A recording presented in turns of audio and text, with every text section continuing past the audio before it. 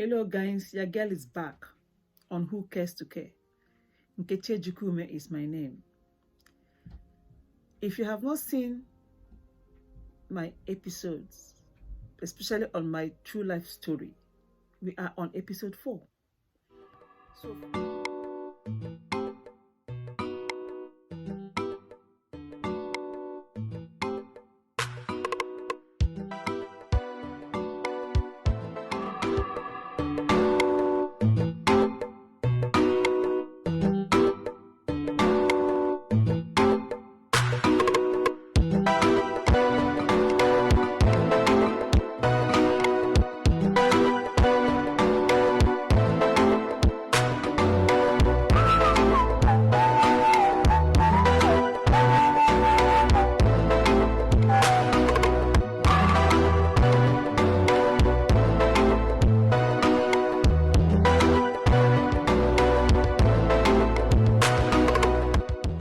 So for you to understand what we're talking about, please could you subscribe and go back and watch episode 1, 2, 3, and we are on episode 4, so that we can roll, so that you can understand what we are doing. If you haven't even seen me before, could you go and start from the beginning so that you know why I'm here and what I'm on about?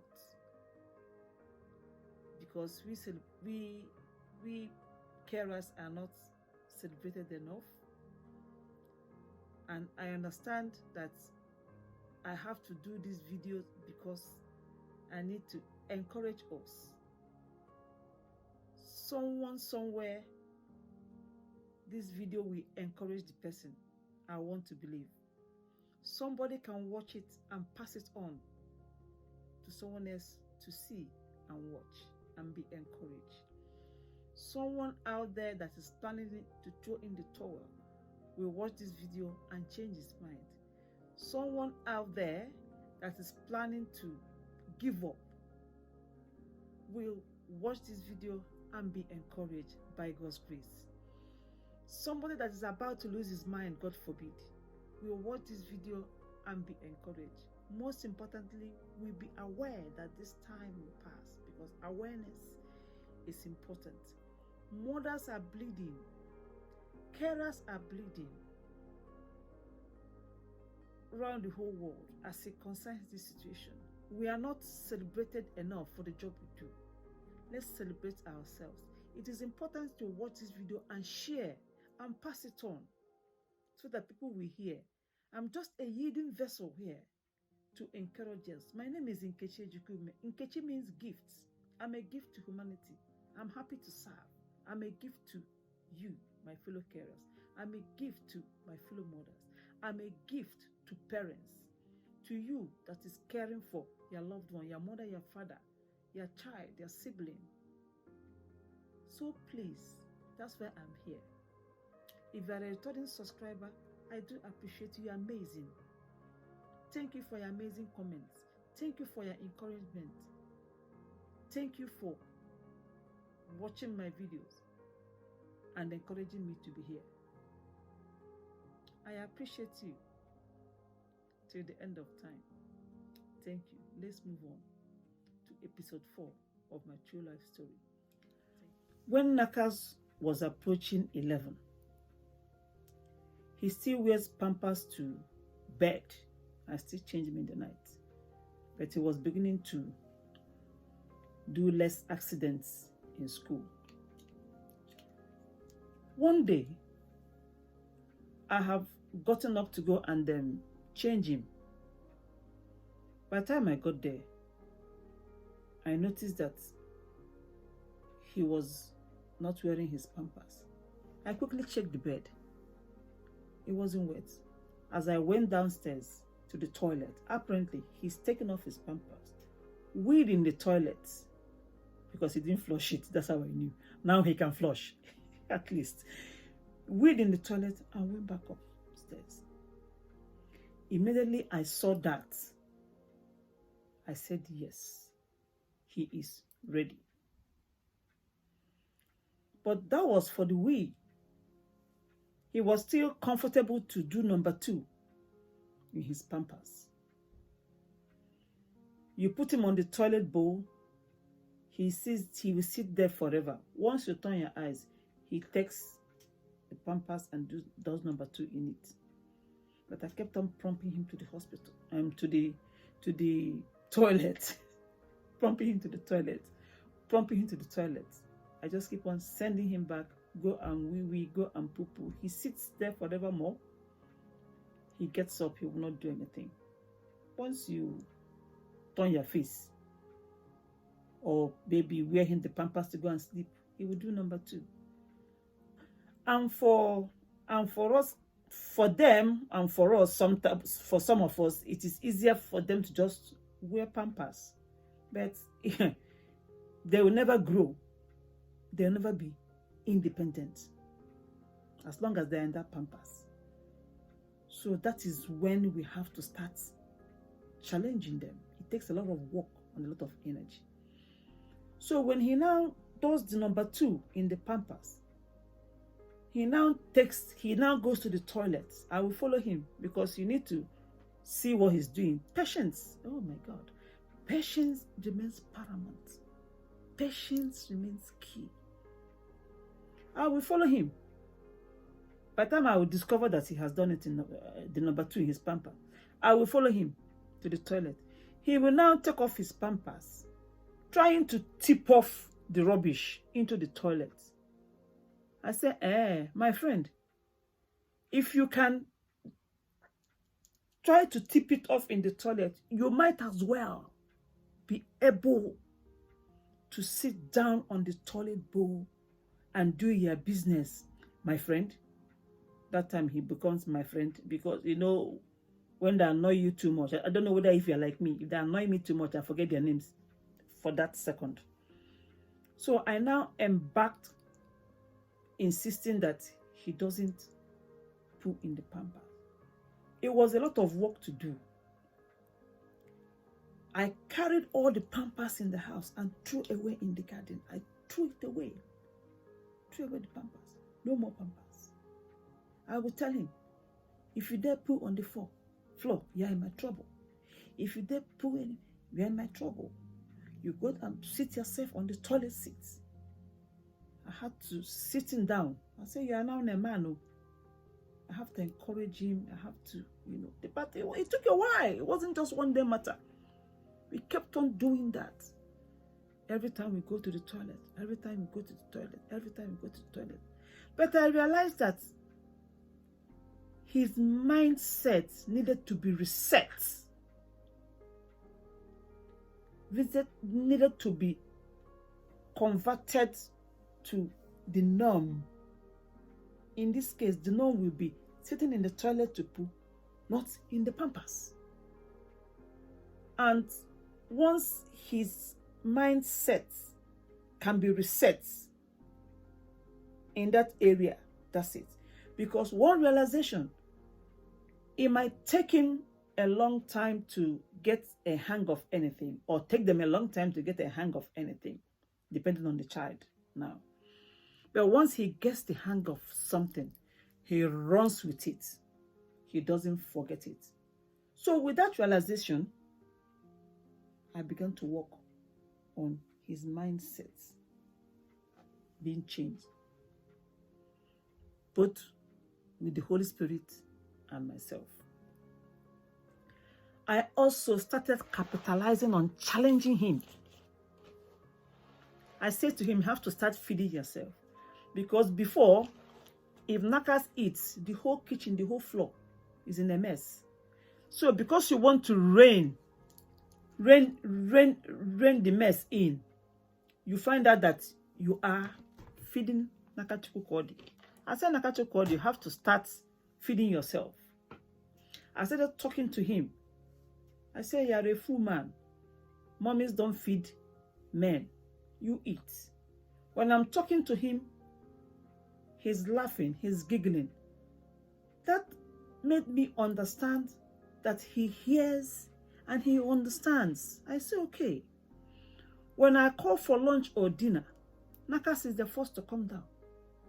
Meanwhile, his name is not called yet. By the time I call his brother, his brother. He will run faster than both of them down. I say, oh, really? You can hear dinner call and lunch call. Okay, that means you can hear instructions. And if you can hear instructions, you can comprehend them. If you can comprehend them, you can carry them out. I knew there was a job to do. It's not easy. It's easier said than done. My people, it is a lot of work, that I can tell you. But it shall be done if we want a semblance of life for these our children. Okay. I started teaching him how to use the vacuum cleaner. I stopped him from sleeping with his brother because I am either sitting up watching him or his brother will be in his bed. So I told him again, my friend, you have to learn to sleep by yourself. The battle of that one, you will not believe it. I told his brother, go to your room.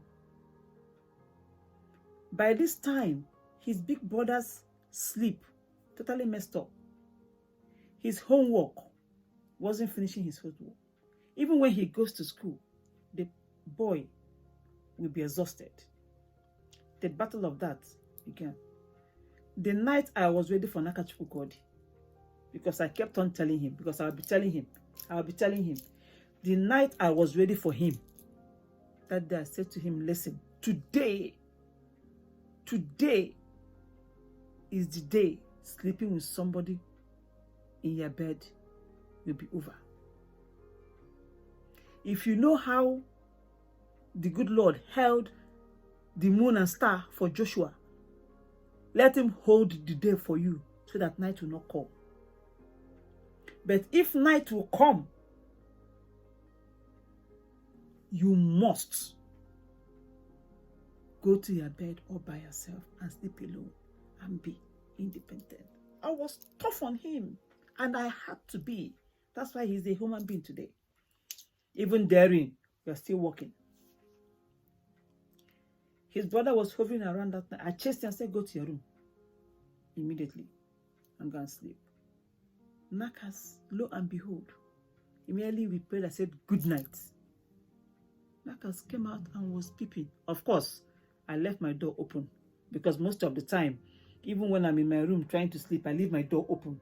So when he goes to wee, he comes back to my room. He might even join me in bed too. Even me had no peace on my bed. So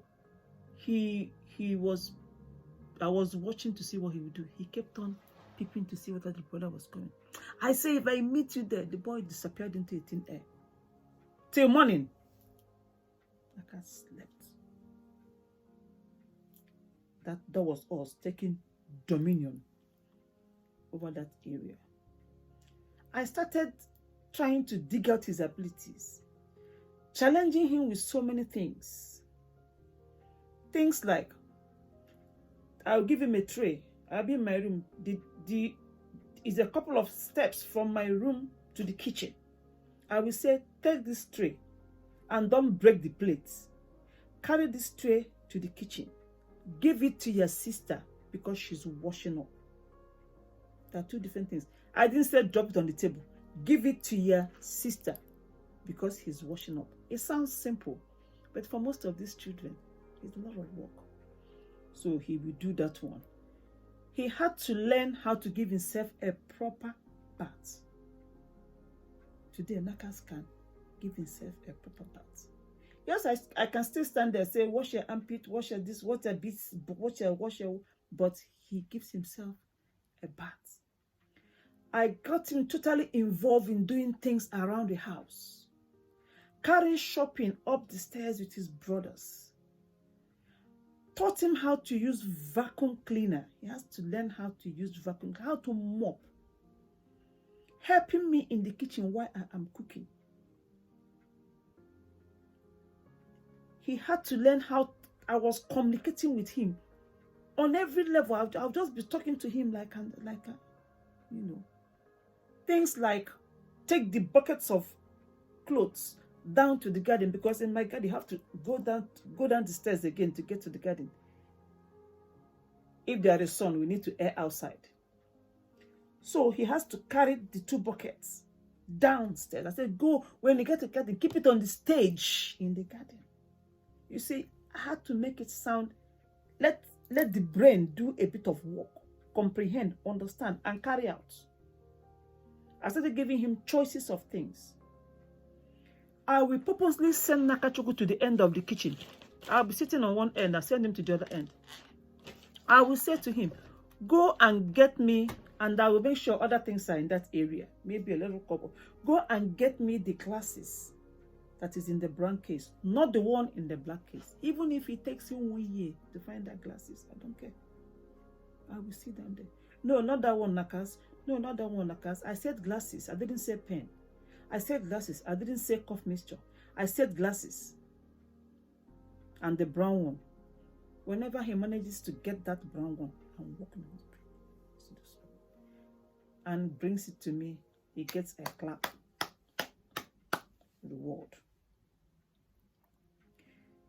I started to exercise his brain by telling him what to do, prompting him as it concerns going to the toilet.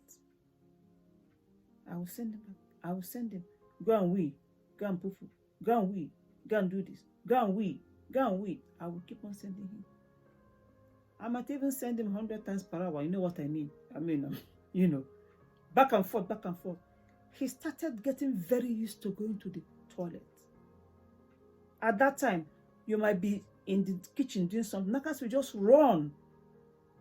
He will run to the toilet and go and wee. By the time we knew it, the first day Nakas did the poo in the toilet, he got a clap from everybody in the house. These are things we take for granted. But for these children, it's a lot of work. Mothers in my situation, they will understand. Carers in my situation, they will understand. But I give God praise. Everything, clap reward. And to his school, I had to make them show me Nakasi's schoolwork. I said to his school, I need to know the reason why my son takes a bath in the morning and comes to this place called school. I want to see what he can do with his hands. I want to see his schoolwork. Because with all due respect, if you leave them, they'll just be babysitting your son for you or your daughter, and that's it. No. This human being has life. And the ability to do some stuff, if it's there, let's dig it out. Depending on the child, it depends on the situation here, remember. Okay, today, Nakas goes to the toilet very independent. He does his stuff independently, cleans up himself independently. When you are not there, he can be mucking about with water. He can be messing around in the toilet. No question. But at least he knows his way to the toilet. But my mind is made up that by the day, I will, on daily basis, as God liveth in heaven and dwelleth on this earth, carers, mothers, fathers, let's do our best. So let's help our children.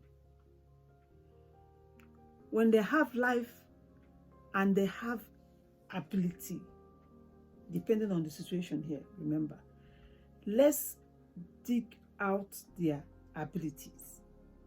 It takes a lot of work, a lot of pain, a lot of frustration, but patience is key.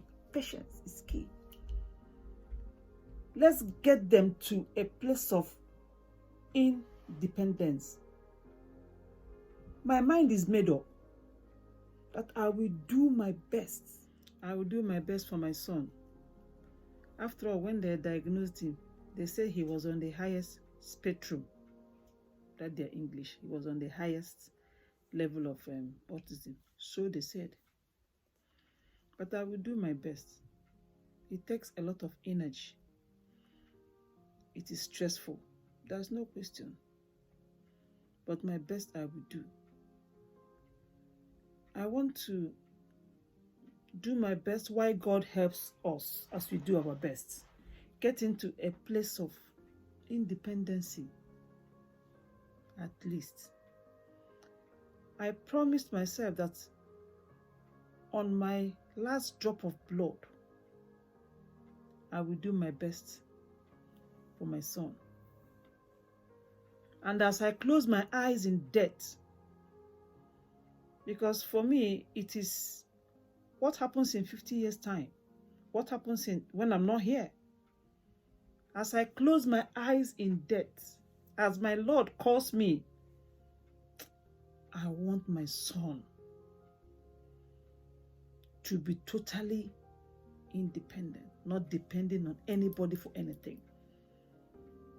Because just living with carers and how they will be rubbing you the situation in your nose, those ones, their story is a different story. Some of them were good too, I must be honest. It has dawned on me that as long as somebody is carrying you and helping you, that person can wake up one morning and decide to dump you. So, by the time my eyes closes in death, in the next 100 years to come, not in a hurry, I want my son to depend on himself and do some stuff for himself. Depending on the situation again, depending on the child. But as we continually speaking the things that are not there as if they were, it will come to pass. Thank you, my fellow carers. Thank you, my people. Thank you, mothers. Thank you, fathers. Thank you, husbands. Thank you, wives that are there doing this job. I will return back with my 5th episode.